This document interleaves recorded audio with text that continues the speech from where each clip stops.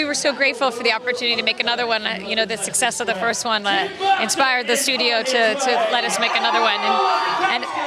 And it's fun because, you know, Through the Looking Glass was already existing. So we had a place to jump into a story from. It picks up a little bit after the first film. Alice has been off captaining her ship on adventures, and sort of we pick her up, you know, at the end of those adventures as she's returning back to London. Sasha plays the character of Time, and he's in charge of all time, and he becomes a pivotal character in the movie, and the movie really does become about not wasting time and sort of the value of time and what you can change in time and what you can't, and he's just so much fun to watch. It's really, he was such a great added element for the sequel. We were very lucky to get him. Talking about fun, obviously Johnny is a delight on screen. We get to see a bit of a different side of the Hatter this time, I think. We do. We learn more about the Hatter. We learn more about his history and his family and his relationship with Alice. And this is just a delight to watch Johnny play this character. Of course, Mia as Alice, was it important for you to have her as a very strong role model, particularly for a young female audience? It was. You know, that's the difference between that and the books, is that, you know, Linda, our screenwriter, had come to us early for the first movie to make her, you know, more of an adult character. And you know, but still represent, you know, what she was in the books. And so we love that she's this sort of out-of-the-box modern woman in a pre-modern world, you know. And of course, Tim put such a visual stamp on the first film. What was it like having James come on board and kind of continue and develop that world? It was great. I mean, James had big shoes to fill. Obviously, it's hard after you've done world creation with Tim. But the world, Wonderland looks amazing, and it is different, and it really has James's stamp on it. And it's still very beautiful. Are there particular things that we get to see in this film that you think fans will be especially blown away by visually? Well, I think, you know, you can see this movie in 3D and in IMAX. And really just, I think, in the 6 years of technology, the world just looks that much cooler. And, you know, and like I said, there's just awesome stuff in it, but you have to go see it. Is this the last time we're going to see these characters together, or do you feel there are more stories that could be told? I think there's more stories that could be told, but it will be up to the powers that be if we get to make any more of them. But I think it would be fun. Well, the tone of this second film is a little bit different. You know, it's meant to be a little lighter, and it's funny, and yet on the other hand, this film is very emotional. I think that people will see it and feel like it's a nice extension of the first film. It's everything that Tim created, and then we've kind of gone another step with it. Well, so obviously Sacha Baron Cohen is the new character of Time, and he controls time. And, you know, time is the one thing none of us can buy any more of or have any more of, so it's very precious, and the movie takes a look at that. And then, you know, we also get lovely Rhys Ifans as Hatter's father, and that's a really interesting new character, and you'll get to dig very deep into the relationship between Hatter and his father, again, in a way I think people will find very emotional. Johnny was fantastic in the first one, but there's a real sense that we see a completely different side of the Hatter this time. Well, there really is, isn't it? And I was saying, you know, it had been so many years between the first two films, and the first day that Johnny was on set, and he was, you know, in the hair and the makeup and the contact lenses and everything, and I kind of got a little tear in my eye, because it's like seeing an old friend again in the nicest way. And Johnny is just so good at bringing vulnerability to the Hatter. I mean, it's an amazing thing that he does through all of that, you know, mess that we put on him. But I think people will be surprised at the relationship with Alice and the Hatter in this, and really how deep we're able to go. But that's the nice thing about a sequel also, is things you couldn't really take on in the first one, we can go deeper in this one, and I hope people enjoy it. Particularly with the character of Alice, was it important that, I mean, in the book she's quite a passive figure, but in the film she feels a lot more of a kind of an inspiring, sort of an action figure? Right. Well, I don't know if you've met Mia, but Mia is quite an inspirational girl. I myself have a daughter, and a lot of us, you know, women in Hollywood, we're very interested in making a movie that will speak to young girls and women and men as well, about that idea of girls really trying to stand in their own light, stand in their own power, and really take advantage of what's available to them in their lives and not feel limited. Tim was so instrumental in defining the visual world in the first film. How important was it to have him back as an exec producer, and what do you think James has added to that as a new director? Well, we really have everything from the first movie, right? The way Underland looks and the characters and the genius casting. So it's really being able to take the best of everything that Tim did and then just add some new fun things in the mix. And then, you know, sometimes in a scene when we would run out of characters, we would go back to the closet and pull out like the rocking horse flies or some monkeys we'd had from the first movie, because it's easier than making a new character. And those are all genius because Tim made them. I talked to a lot of people about it, obviously, and the literature seems to mean a great different things to different people. You know, people have a different takeaway from reading it, but it certainly, in terms of creativity and inspiration, speaks to everyone. There are so many people that love it. It's been popular for 150 years, and obviously we're hoping to mine it for more movies to come. You talk about more movies to come. Is that an active discussion that's going on at the moment? Well, you know, anytime you're developing the script, there are always more things that you like than you can get into the 100 minutes of the movie. So there are a few things that aren't in this movie that we certainly would like to do in another one. Maybe me and I have been talking about it a little, for sure, yeah. From a production point of view, it's such an effects-driven film. What were the biggest challenges you faced this time around? Surviving it, really, because, you know, we shot the film in 2014, and it's not like it's been sitting on a shelf. You know, we work on it 24/7. There are over 2,200 visual effects. Each one is so incredibly difficult to finish, and just the years that it takes, literally, it's like, you know, some game of survival on a TV show. Like, making it through to the end is harder than you think. It's quite exhausting, but exhilarating when it's finished. I really hope they come away from it and that they think about in their own lives what's really important to them and what they really want. And whether it's, you know, spending that hour like surfing the internet, you know, shopping for shoes, or maybe there's a slightly better way that you want to spend some of your precious time. Next for me is a very different non-Disney movie, an R-rated comedy called Bad Moms that comes out July 29th.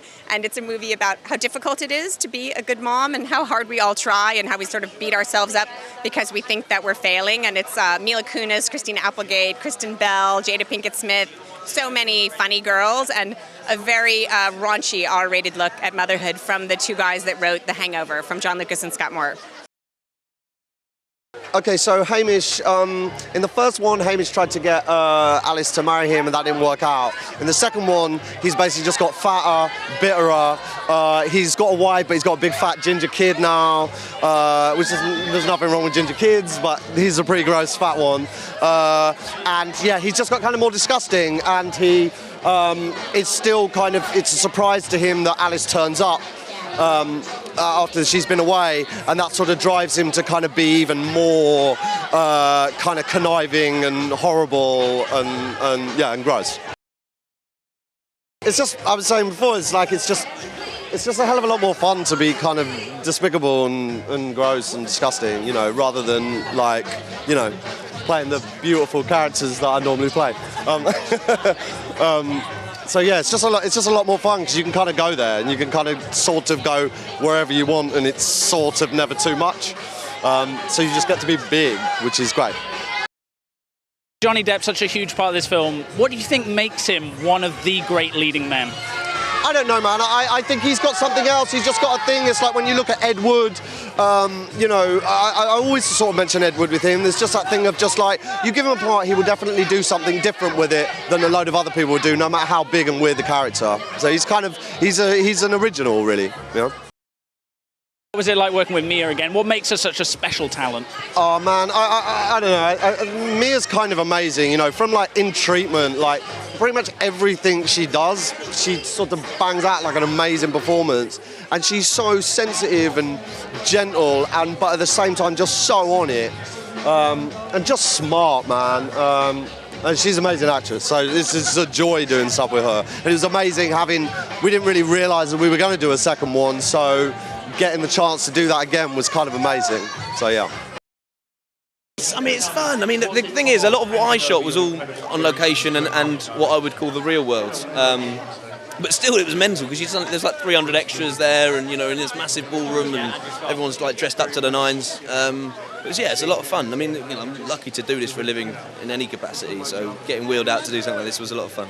Talk to me about working with such an incredible cast like it is for Alice Through the Looking Glass. Yeah, I mean, there's some really good people in there, and a lot of them I didn't get to. I mean, there's some really cool. He's really cool, and I didn't even get to work with him. I'm more sort of awestruck by him than like all the others. Like he's wicked. Sorry. He's bleeping wicked. Old Andrew Scott, wow. Legend.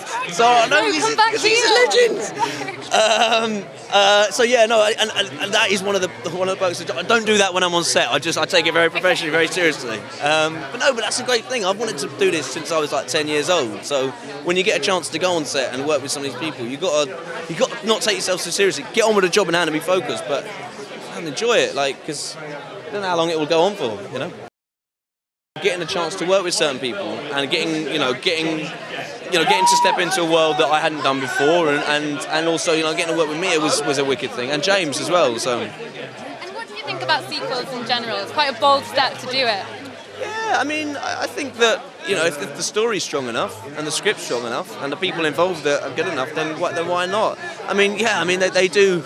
Sequels go on. I mean, it's a big thing now, isn't it? It's like, let's do so-and-so number 17. But I think that, if you get the story right, there's no reason why it can't work every, ad infinitum, Tell us a bit about your character, where he fits into the world of Alice through the Looking Glass. Harcourt, who, he works for Hamish, played by the wonderful Leo Bill.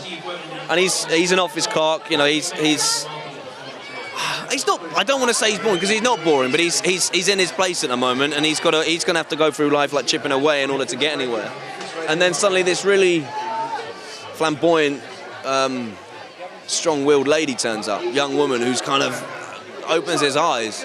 And it's not that he's sort of raptured or in love with her. It's just that she is so strong and open, and strong-willed that's something different for him, I think. Something he hasn't seen before, and all the women he's been courting all his life, he wouldn't have seen anything like that. What makes Mia such a wonderful talent? Because she's so humble, I think. Because she's really she's just a down-to-earth lass. Do you know what I mean? Really nice girl, very, very together, knows exactly what she wants to do in a scene, and just nice to be around. And you want to work with people who are nice to be around as well as anything. You want to work with people who spar you on a little bit, but essentially want them to be good people. What about James? Obviously a director, a wonderful talent. Yeah, he was great to work with, because what I liked about James is he's sort of very he's cool, isn't he? He's very down to earth, James, and he also is obviously, with his background of comedy and Ali G in the House. I mean, that was a real thing for me. I remember watching Ali G in the House when I was far too young, definitely far too young, but being sort of enthralled by it. And he's very he makes you feel confident in what you're doing, and that's important for a director to do, I think. So. I play Addison Bennett, who's a doctor, and he's completely insane. And he's only in it for 2 minutes, and so yeah, that's how he fit into it. What's the secret to playing insanity on screen? Because you've done it quite a few times now, and very effectively. Thank you very much. Yeah, I know. I promise I'll stop soon. The secret, I don't really know. I think it's maybe to have a little bit of fun. I don't know. You have to, there's lots of different types of insane, I think, like the way there's lots of different types of sane, I don't know. Huge franchise you're joining. You're also just in another big one in Bond. What was that like? I mean, it must be dream fulfillment as a young actor yourself. Yeah, I can't quite hear what you're saying, but I think I'm going to estimate my answer based on the estimation of, I'm just sort of seeing this. This is a huge franchise you're joining, but you were also in Bond as well, another big franchise.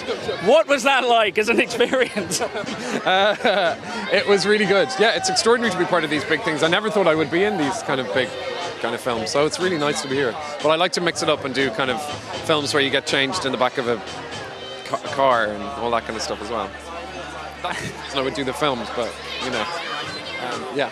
Looking forward to taking on Hamlet. Have you been asking Ben for any advice? I am looking forward to it. I feel slightly trepidatious about it, but I have not asked Benedict for advice because I think it's important to create your own thing. But he was brilliant. But yeah. I'd love to do some romantic comedy now. I really would. I think it's an underrated genre, actually, and I'd love to do that. That's what I've been looking for one for a while, but they're quite hard to find. Yeah, or maybe that people just don't want me to be in them. Yeah, it's good. I mean, I just really like Alice. She has a really strong sense of who she is, and doesn't ever kind of waver in that, and yeah, she just seems like really grounded in who she is, and I sort of appreciate that.